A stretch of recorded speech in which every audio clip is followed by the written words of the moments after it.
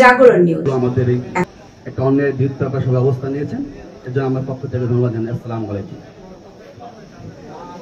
ধন্যবাদ থেকে এই পর্যায়ে আমি আমাদের বিশ্ববিদ্যালয়ের পরীক্ষা নিয়ন্ত্রক স্যারকে কিছু বলার জন্য অনুরোধ করছি।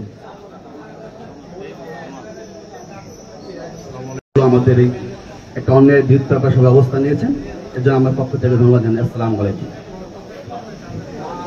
ধন্যবাদ থেকে এই পর্যায়ে আমি আমাদের বিশ্ববিদ্যালয়ের পরীক্ষা নিয়ন্ত্রক স্যারকে কিছু বলার জন্য অনুরোধ করছি।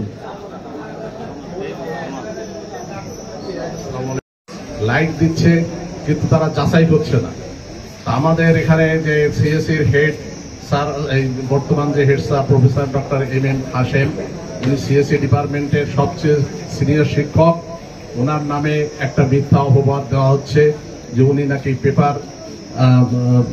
পেপারটা দুর্নীতি করছে আর কি।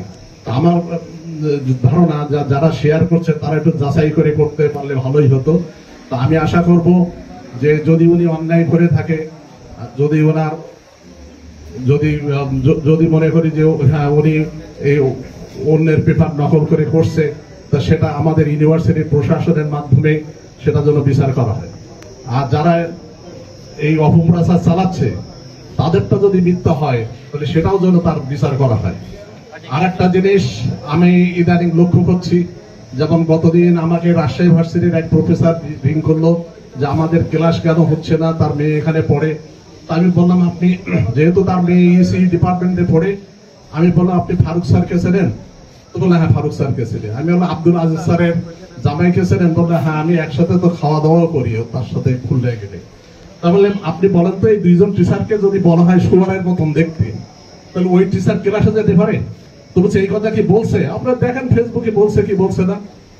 তো বলছে আমাদের রাজশাহী ইউনিভার্সিটি হলে আমরা বিচার টিচার লাগতো না, আমরা ওই দিনে বলতাম তুমি আর ক্লাসে আসবো না।